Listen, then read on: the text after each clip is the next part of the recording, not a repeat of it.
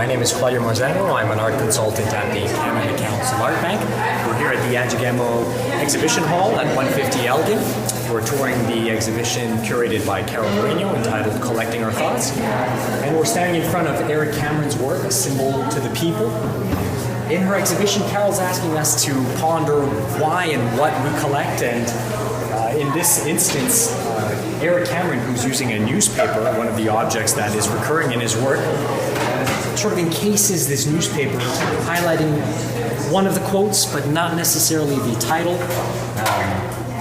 sort of asking the viewer, making them wonder what is the purpose of this work and why can't we have access. But in doing so, Eric Cameron gets at the very base of the notion of collecting. By tricking the audience and, so to speak, sort of sealing the work together, making it inaccessible, makes us ponder all of those stacks of newspapers we've all had in our homes that don't serve the initial purpose of conveying news on a daily, ephemeral way, but instead become objects in their own right, yellowing, cracking, essentially useless elements unless they're elevated, as Eric Cameron does, as objects with an altogether different purpose. We invited Carol to come at the art bank and to sift through any and all of these works and make sense of these. We didn't give her the notion of collecting. She doesn't necessarily deal with collecting per se in her own practice, but that's what sort of spoke to her. The art bank is a collection. Why is the Canada Council for the Arts collecting artworks on behalf of the Canadian people? And how do we collect these works? And Carol mentioned the peer assessment process. That's the sort of transparent, quote-unquote democratic, and it's up for debate. These are great, fascinating debates. Is the fact that there's a jury of 5-6 people amongst millions of Canadians that determine which works get funded, which works get highlighted. Is there value? Is it better to have one person, a single curator, a single museum director?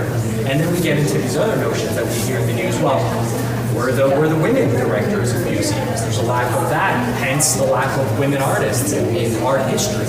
And then we start identifying the holes and the gaps, and have the kind of humility when we go into museums that the curator doesn't have the answer, that there isn't a single thing. It's questions.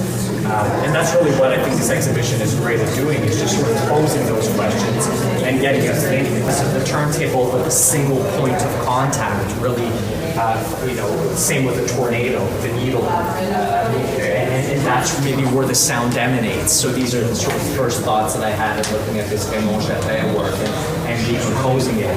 And I like what you said about the table being another element. The table is part of the work. It's how the artist laid it out. No speakers or anything, so it's implied that there is no sound.